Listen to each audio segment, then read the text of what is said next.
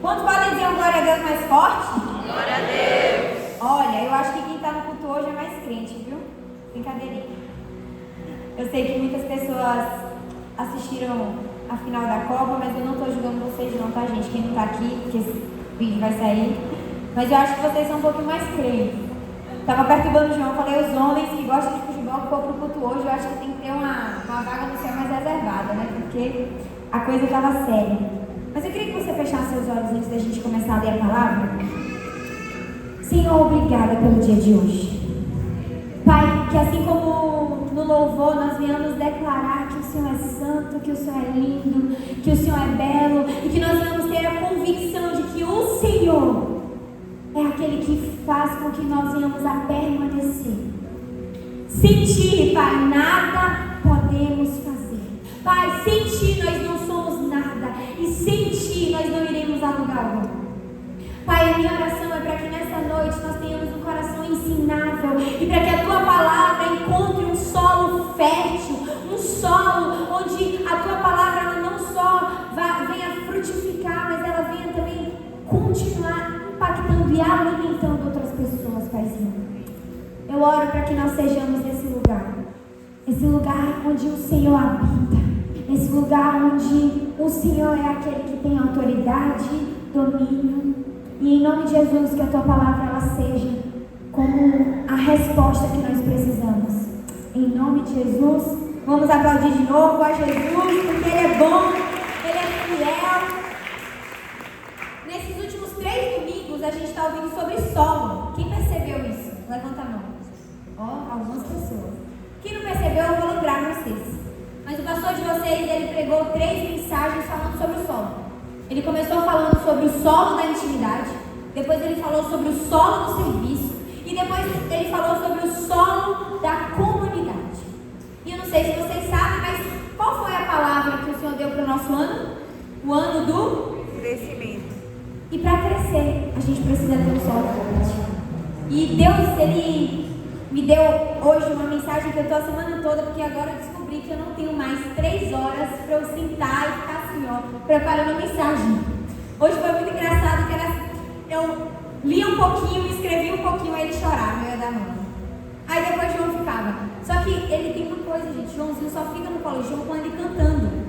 Mas não é cantando louvor, não, é fazendo um monte de rima. Depois eu vou mostrar no cenário, mas eu ria. Eu não sabia se eu ria, se eu lia, se eu orava. Mas a semana toda eu estou mastigando essa mensagem, porque a gente ama falar de crescimento. E nós cremos que esse é um ano do crescimento. Esse é um ano do crescimento na vida de vocês? Quem recebe diz um amém. Amém. Amém. A gente declara sobre a igreja e a gente toma posse. Porém, a gente não gosta da parte mais chata. Porque para a gente crescer, nós precisamos ser podados por você. Essa parte a gente não gosta. Não, crescer todo mundo quer. Quantos aqui querem crescer? Diz um amém. Amém. Mas quantos aqui querem ser tratados por Deus? Amém. Olha, nem precisei dizer amém. Isso mesmo. A gente tem que abraçar a correção, porque é isso que faz com que nós cresçamos de forma saudável. Mas não é popular, né? Crescer todo mundo quer. Mas ser tratado, tem horas que a gente pode querer fugir. E tem um texto que eu gosto muito, nós vamos ler hoje. Quantos trouxeram a Bíblia de vocês, a palavra inerrante? Se você não tem uma Bíblia física, faça esse investimento, gente. Ali no nosso Agistore tem algumas, inclusive. A gente vai ler o capítulo 15 de João, que provavelmente é um texto que você conhece, mas muitas vezes a gente não prega muito esse texto. E no verso 1, quantos abriram, diz um amém? Diz assim: eu sou a videira verdadeira e o meu pai é o lavrador. Todo ramo em mim que não dá fruto, ele corta. E todo ramo que carrega fruto, ele poda, para que possa trazer mais fruto. Agora vós estáis limpos pela palavra que eu vos disse. Permanecei em mim e eu em vós. Como que o ramo não pode dar fruto por si mesmo, a não ser que permaneça na videira. Assim também vós não podeis, a não ser que permaneçais em mim. Eu sou a videira, vós sois os ramos. Quem permanece em mim e eu nele, esse dá muito fruto. Repete comigo: muito fruto. Quantos querem dar muito fruto aqui? Dá um amém? Amém. Também quero.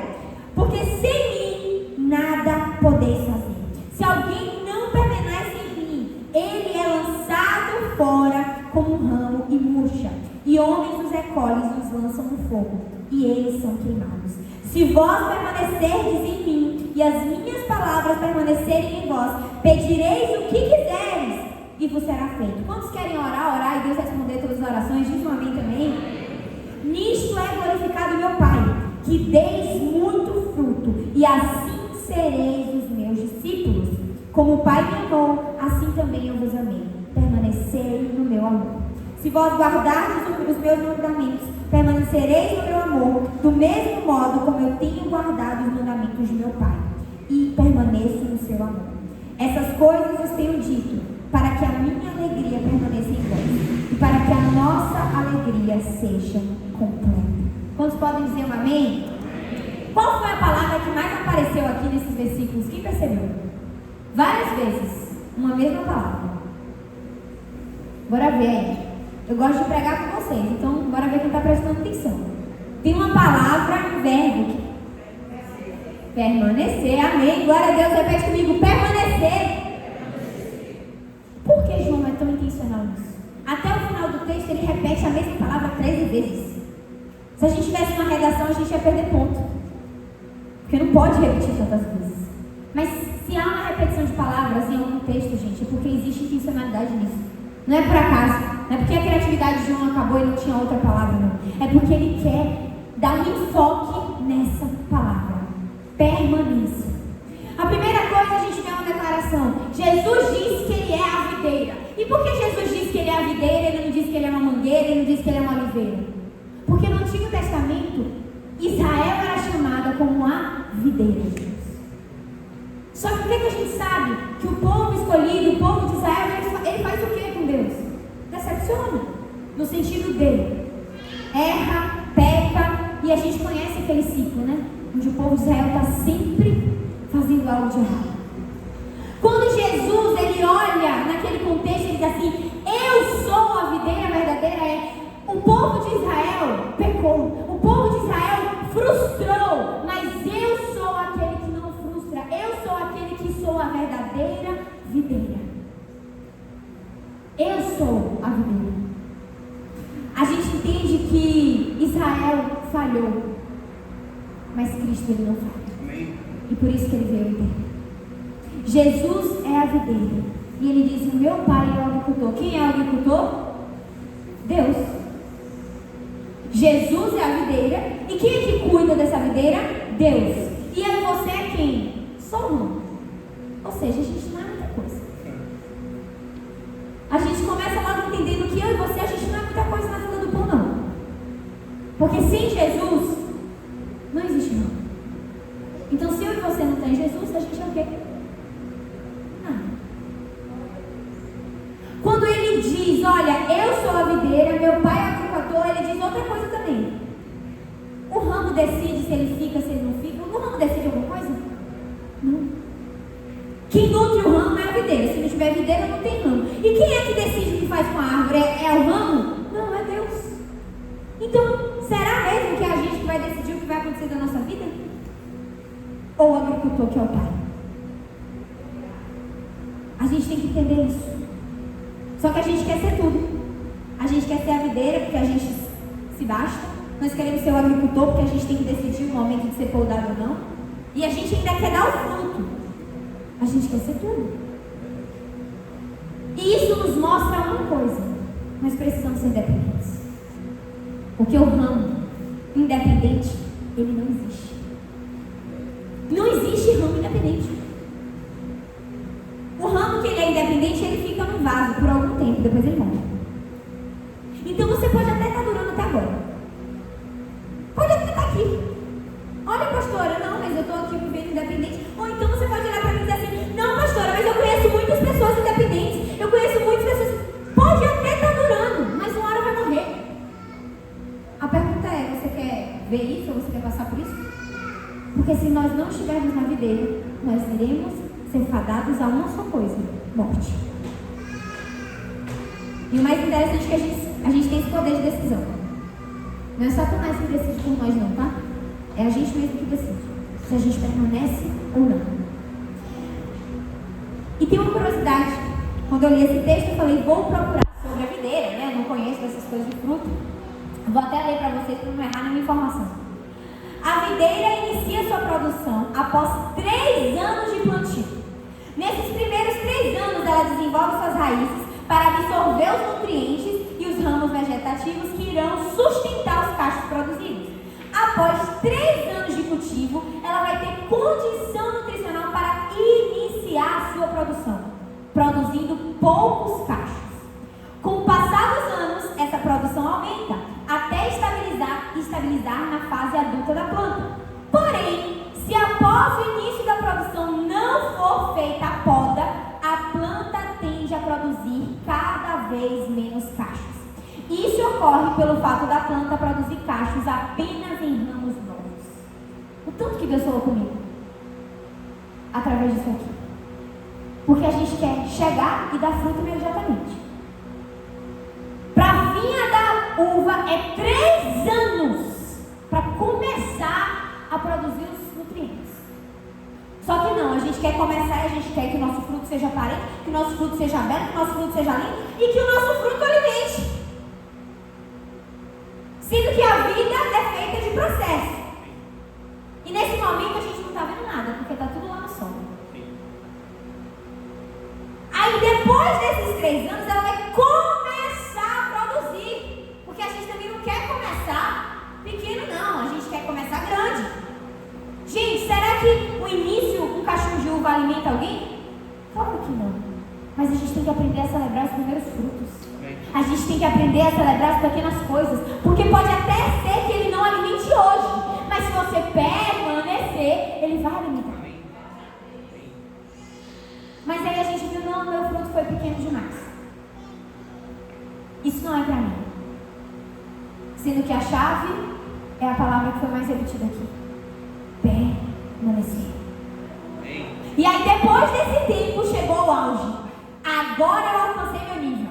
Já passei pelo meu processo, já fui aqui, meu solo já está fértil, já estou cheio de nutrientes, já comecei a crescer, passei daquela parte que meu fruto era pequeno, agora eu cheguei no auge da minha maturidade. Cuidado. Agora eu cheguei no auge. Estou dando aqui o máximo de frutos. Pronto. E aqui eu pego a maioria dos crentes. Porque para. Cheguei na maturidade. Estou dando fruto, meu fruto é bonito, meu fruto é aparente, pronto. Eu vou mais para onde? E aí que a gente pensa. E pecado é pecado, gente. Se você peca lá fora, com prostituição, com alcoolismo, é a mesma coisa você pecar aqui dentro, com fofoca, com contenda, é a mesma coisa, pecado é pecado. Só que agora você é mais bela, você já dá fruto. Agora você já está no culto, você não é mais um recém-convertido. Quem olhava para mim? Não sei nem falar, não sei nem abrir a Bíblia direito. O pastor pede para falar um livro, eu fico lá meia hora. Não tenho dom, não tenho talento, ninguém aprecia o seu fruto. Mas agora aprecia. Agora você já tem uma roupa de crente, você fala como crente. Só que aí você acha que você chegou na maturidade e acabou. Só que se a videira chega à maturidade e ela não continua sendo podada, falta tudo. E a gente nem está falando de Bíblia aqui. Agora eu estava falando de uma planta. Se você não se permite ser podado constantemente pelo agricultor, o seu fruto ele começa a diminuir. Tem que ter cuidado, senão morre de novo. Por isso que cuidado com essa história. Tô aqui, já tô crente, já aceitei Jesus, pronto. Agora tô salvo, acabou, não preciso fazer mais nada. Cuidado! Porque se você não permite que a poda de Deus ela seja constante, seu fruto diminui e você morre de novo. Aí agora você tem que ter esse cuidado. Só que você tem que entender uma coisa. Jesus é a videira. E essa é a boa notícia. Porque não tem limite de nutriente para Jesus. Não tem limite da graça. Glória a Deus. Se 10 vezes a gente precisar, ó Jesus, eu estou fraco, olha Jesus, eu estou precisando, Ele vai estar lá. Amém. Não tem limite para isso, mas vai necessitar que você seja um discípulo com um coração ensinável. Tem uma coisa que eu sempre faço depois de pregar. E aí, irmão, me conta logo aí, será que eu falei alguma besteira? Me fala logo aí o que eu preciso melhorar. Porque a nossa vida é assim, gente. Várias e várias vezes, e não é só aqui não, em várias outras coisas. Às vezes eu posso chegar, não, mas agora eu sou pastora, né? Meu Deus, desceu até um óleo sobre mim. Cuidado. Aquele que está em pé, cuidado para que não. É isso que diz a Bíblia. Não tem nenhum anjo, não. Nenhum. E cuidado, que o anjo que caiu do céu, a gente sabe quem foi, né, Lúcifer? A primeira coisa é: quem permanece vai ser podado. Não tem jeito. Se você quer permanecer, você vai precisar ser podado pelo Senhor. Amém. Quem não permanece vai ser cortado. E por isso que a pergunta é: corte ou poda? Quem escolhe isso? A gente. Você quer ser cortado pelo Senhor ou você quer ser podado pelo Senhor? O corte, e a gente, quando a gente vai estudar e pegar textos paralelos, ele sempre está relacionado a uma coisa: o juízo de Deus. O corte, ele vai representar o quê? Uma separação definitiva. O ramo que não está dando fruto, ele é cortado. E o versículo 6, se eu não me engano, eu acho que é o versículo 6, isso mesmo. O verso 6 diz que ele vai ser lançado no fogo. Pode botar para mim aí.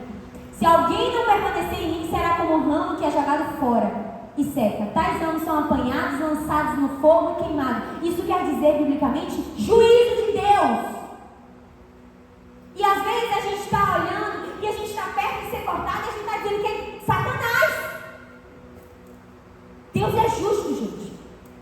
O juízo dele é real. A gente precisa voltar a pregar sobre isso. Deus é gracioso, Deus é misericordioso, Deus é tudo isso, mas Deus é justo. E a hora do juízo vai chegar. Então aproveitemos que a gente está na hora da graça. Aproveitemos que agora é o momento de pedir perdão, se arrepender pelos nossos pecados, porque Ele é gracioso. Mas o juízo vai chegar. O corte definitivo, ele vai chegar. Para mim e para você. Não estou falando só para você não, estou pregando para mim também. Para mim vai chegar. E eu espero que Ele olhe para mim e fale assim: olha, você está dando fruto, então eu só estou te podando mesmo. Se você não permanece, você é cortado. Mas se você permanece, você é podado. Só que para Deus podar e cortar, Ele usa o mesmo instrumento. Então, ser podado também dói. E às vezes, a nossa dificuldade é porque a gente não quer ouvir a poda de Deus. Ou a gente não quer identificar a poda de Deus. Sabia que tem gente aqui na igreja que só está na igreja porque Deus quer te podar e não é a pessoa? Porque às vezes você está vindo aqui e você fala: meu Deus, aquele irmão ali é uma bênção, amém. Essa é a poda de Deus na tua vida. É para saber se tu vai segurar a tua língua, é para saber se tu vai ter um coração misericordioso, é para saber se você vai ter um olhar de Deus. Amém. Sabia que às vezes o emprego que tu tá é a poda de Deus na tua vida? É para saber se você é crente mesmo. Verdade. Deixa eu ver aqui se fulano é crente. Às vezes os lugares que Deus permite que você esteja é Deus querendo te podar. Nem sempre é Satanás, gente. Hoje, graças a Deus, eu vou pregar mais Jesus do que de Satanás, porque uma coisa que eu odeio é quem prega mais Satanás do que Jesus. Verdade. Verdade. Ah, não, porque o inimigo se levantou na minha vida. Eu sei que o inimigo se levanta, eu sei que o inimigo manifesta e a gente expulsa, e o sangue de Jesus é...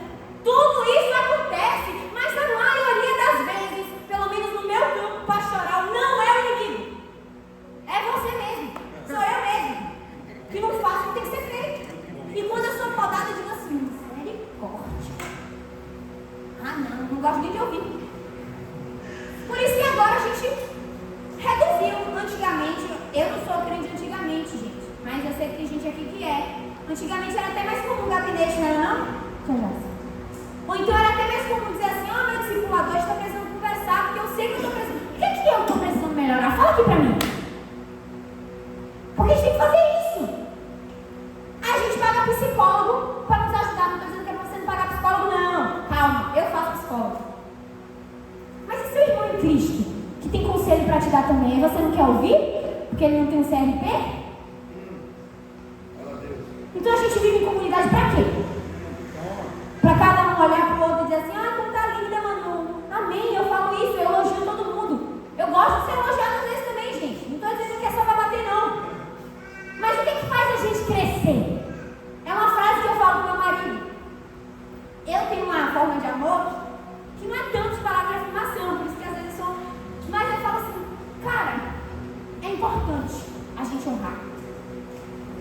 importante a gente elogiar.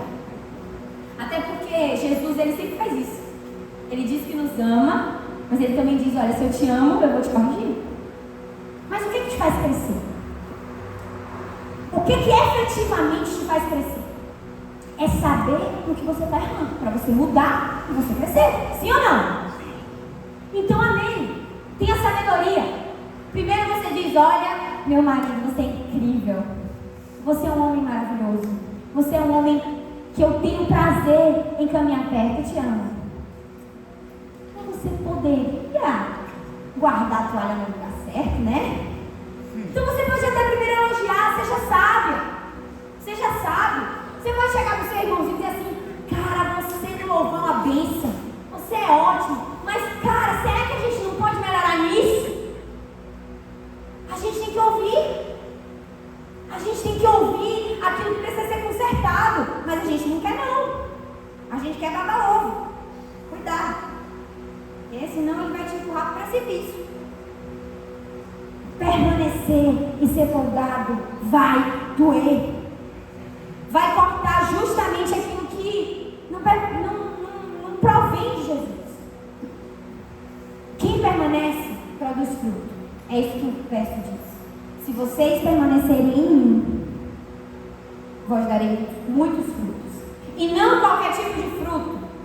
Um fruto que permanece. Porque cuidado! O tempo, ele ensina muita coisa, gente. Outra coisa que eu falo sempre pro meu marido. Olha, eu estou aqui hoje. E amém. Firme. Mas e eu sei como é que eu vou estar amanhã? Então tem que ter cuidado, porque hoje eu posso estar produzindo fruto. Mas se eu sair da videira, meu filho, amanhã não tem mais fruto, não tem mais nada. Lancei e você é lançado no fogo. Então hoje eu sei que eu estou bem. Mas eu não sei se depois de amanhã eu vou estar. Como é que a gente vai estar daqui a 5 anos? Ninguém sabe. Então tem que ser vigilante. Tem que permanecer entendendo que nós somos falhos e pecadores. O sangue de Jesus, ele nos redime. A gente precisa permanecer nos banhando com esse sangue. Quem permanece produz fruto. Mas esse fruto, ele nunca será resultado do nosso esforço humano. E é aí que a gente precisa entender. A pergunta de Jesus nunca é o quanto que você está produzindo, mas é o quanto que você está permanecendo. Porque tem muitas pessoas que olhos humanos estão dando fruto. Só que lá em Mateus 7, se eu não me engano, no verso 16, vai dizer, olha, não tem como uma uva sair de uma oliveira. Ou seja, não tem como você estar em Jesus e não ter o caráter de Jesus. Se você não tem o caráter de Jesus, você não está em Jesus. É impossível. E isso eu falo com temor, porque para mim é o que mais dói. É o mais difícil para mim como crente.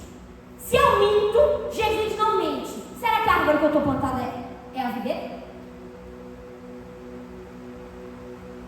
Se eu trapaceio e eu digo que estou em Jesus, Jesus não trapaceia. Será que eu realmente estou plantada em Jesus?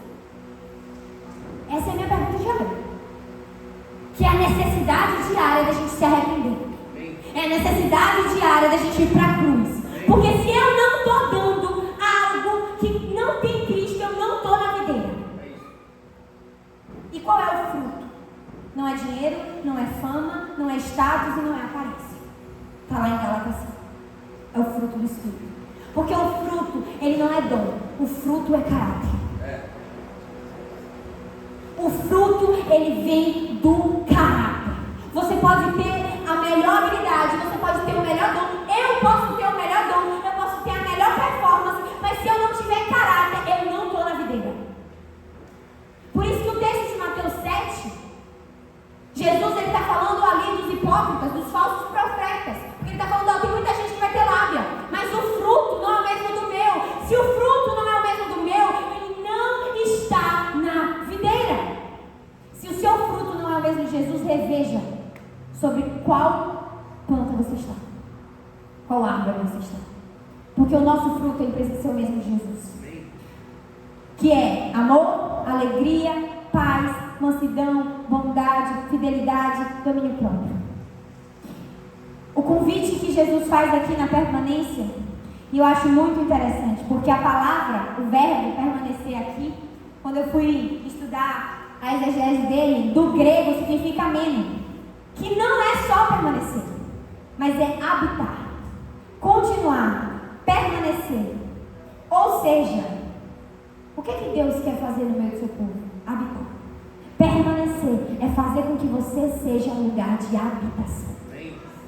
Permanecer é fazer com que Deus habite em você e que você seja o templo. Porque nós sabemos que agora Ele não mais habita em templos feitos por mãos humanas, mas Ele habita em nós, que somos templo do Espírito Santo.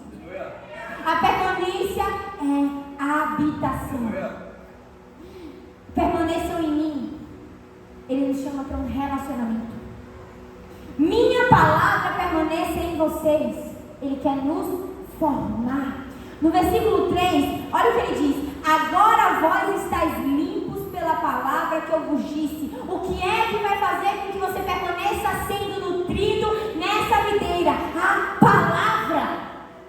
É a palavra que vai nos nutrir. É a palavra, inclusive, que vai nos podar às vezes.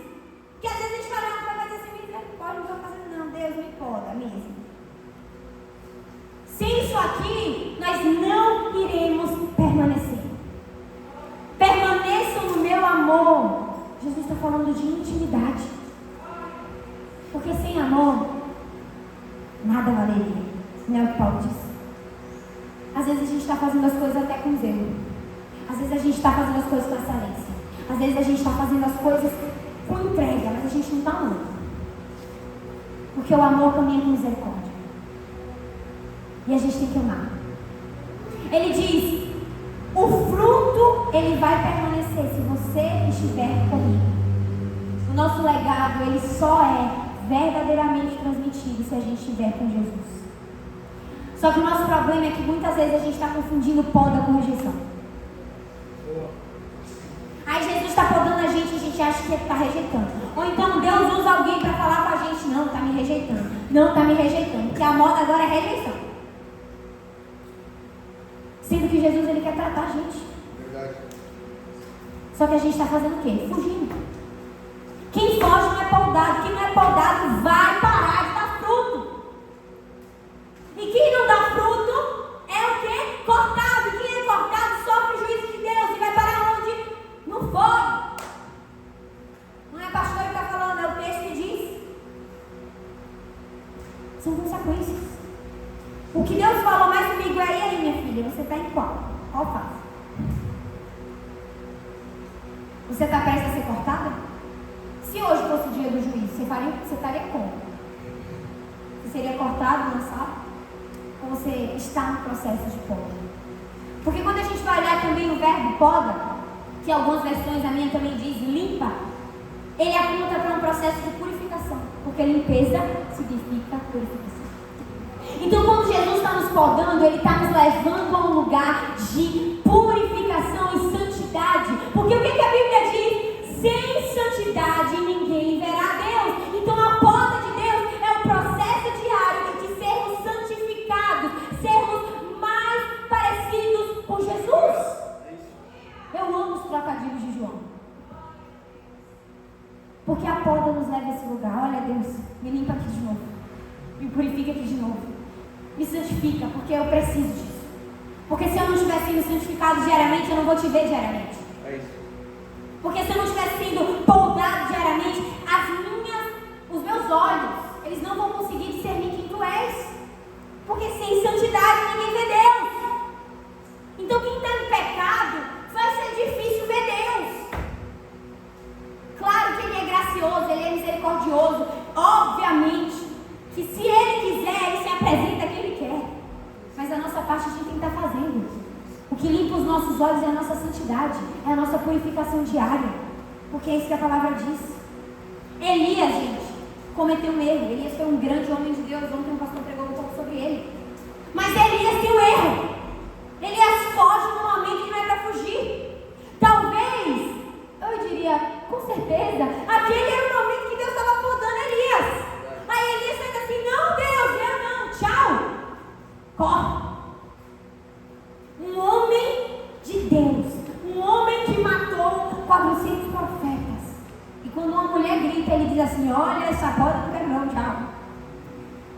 Foge. Que é o que a gente faz. Olha, Deus, até aqui tudo bem, o Senhor me pode dar. Mas agora não dá mais jeito. Agora está muito severo. Agora eu não aguento. E quem quer maturidade, o fruto maduro, ele passa por várias provas. Elias foge. Só que a gente tem um encontro com Deus que é misericordioso. Porque ainda fugindo, ainda fazendo algo que não era da vontade de Deus, Deus vai lá e diz: olha Elias, pega o caminho e volta. Ainda dá pão, alimenta. Com graça e misericórdia, Deus vai e se apresenta Elias mais uma vez. Faz com que Elias volte, mas Elias faz o quê? Passa o mundo. Olha, Elias, agora é hora de outras pessoas frutificarem. Porque o fruto não para em você. Porque só se você apenas alimentar alguém, uma hora você vai morrer. E o que é que você deixou como legado? Porque hoje eu posso estar alimentando vocês aqui, mas eu vou morrer. Se eu não treinar, se eu não focar em outras pessoas para frutificar, eu estou sendo egoísta. Porque aí eu não quero que o reino de Deus cresça. Aí eu não quero que as coisas aconteçam. Eu quero que eu seja pisada. E quando não tiver ele? Aí não tem mais. Então qual é a nossa intenção aqui? É que eu dê fruto ou que o reino dê fruto? É que Júlia me alimente ou que Jesus alimente através dos seus filhos? O fruto maduro, ele não é só para a minha casa. Ele não é só para mim. Ele é para a igreja. Ele é para o corpo. Ele é para aqueles que estão lá fora. E graças a Deus que nós temos um Jesus, que é a videira. Graças a Deus nós temos um Jesus, que é aquele que nos luta. É aquele que nos faz permanecer mesmo em meio à prova. Mas com muito temor, não tem como crescer sem ser podado, gente.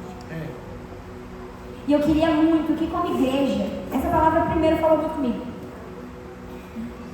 Eu quero crescer, não sei por cento, mas eu quero.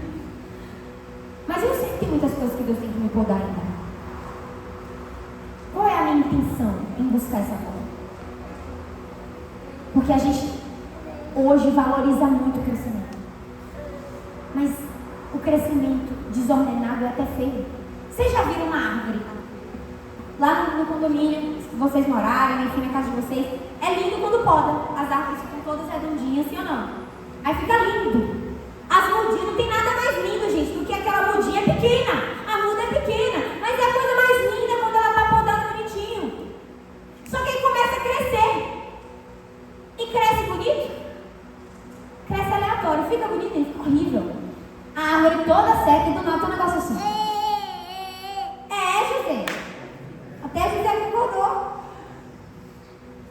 Fica feio, porque crescer a qualquer custo é feio. E às vezes a gente quer ser árvore grande, só que às vezes eu sou uma muda. E a muda bem podada é mais bonita do que uma árvore selvagem, crescendo a todo custo. Só que a gente não. Ou então a gente cai. Cara, é coisa muito difícil. Não, deixa eu crescer. Aí depois eu vou ser podada. Cuidado. Porque muitas vezes eu vejo isso. Não, deixa eu correr atrás, deixa eu crescer aqui. Depois, quando eu já estiver grande, quando as coisas estiverem estabilizadas, quando já estiver tudo ok, eu digo assim: Deus, agora pode vir. Aí pode, porque eu vou estar bem linda para todo mundo ver. Mas na hora de tu ser mudo, tu não quis. Deus se agrada muito mais com a sua obediência do que com o seu tamanho. Deus se agrada muito mais com a sua obediência do que com a sua performance. Porque nessa parábola não, nessa história que Jesus está falando, não é uma parábola, ele está sendo claro. A minha preocupação em terra não é sobre quantidade, não é sobre o quanto que você produz. A minha preocupação em terra não é a quantidade, mas é a sua permanência. Porque vai ter estação que o seu fruto vai ser menor, vai ter estação que o seu fruto vai ser maior, e você vai continuar permanecendo. Porque quem dá a glória não é o seu fruto, é a árvore. Eu sou a vida. Eu sou o responsável. Eu sou aquele que dou a vida. Vocês são ramo. E era isso que Deus falava comigo. Olha no espelho. Vocês são ramo, minha filha. E você não é o único ramo. Graças a Deus que eu não sou. Porque o outro erro de Elias era achar que ele era único também. Deus, só tem eu. Todo presto sumiu, só eu presto. Todo mundo que faz as coisas sumiu, só eu faço bem. E Deus fala assim, mas mesmo que eu ia depositar tanta coisa só em tu? A gente é só mão, gente. E se a gente não dá fruto, outra pessoa vai dar, e glória a Deus por isso. Porque Deus não depende da gente. Nós que dependemos de Deus. E a pergunta que eu queria fazer para finalizar é chamar o louvor. Se deixasse eu pregava mais, viu? É se nessa noite você quer buscar realmente a poda de Deus. Gente, eu tava com o louvor que eu tava escutando aqui, ó. Começou a tocar no computador. Vocês querem ser cortados ou vocês querem ser podados? Busque ter um coração ensinado, gente. Amém. Porque um coração ensinado nos leva a um lugar de poda. Um lugar de poda nos leva a um lugar de produzir mais frutos. E isso glorifica o nome de Deus. Amém. Porque também não glorifica o nome de Deus você permanecer igual. Porque vocês já sabem, quem permanece igual regride. E como vocês leram, só vai ter cacho novo quando os anos são podados e ali é um ramo novo. Então esse não é o lugar que a gente quer. É um lugar de um coração verdadeiramente disposto a ser podado e ensinado pelo Senhor. Quando você estiver passando por alguns desafios, por algumas provas, comece a se perguntar: será que isso aqui mesmo é uma batalha espiritual? Ou será que é Deus querendo podar meu coração? Pode ser que seja uma batalha, gente. Eu já falei isso para vocês. Mas às vezes é só Deus mesmo, permitindo que você passe por certas coisas, para que o seu caráter seja forjado e para que você dê mais fruto. Amém. Porque Ele é o agricultor. Ele é o agricultor. E glória a Deus por isso. Porque eu e você não seríamos capazes de gerir. Eu e você não teríamos capacidade de gerir tal fruto. Mas Ele tem. Eu queria que você ficasse de pé essa noite. E esse é um convite para você voltar à videira.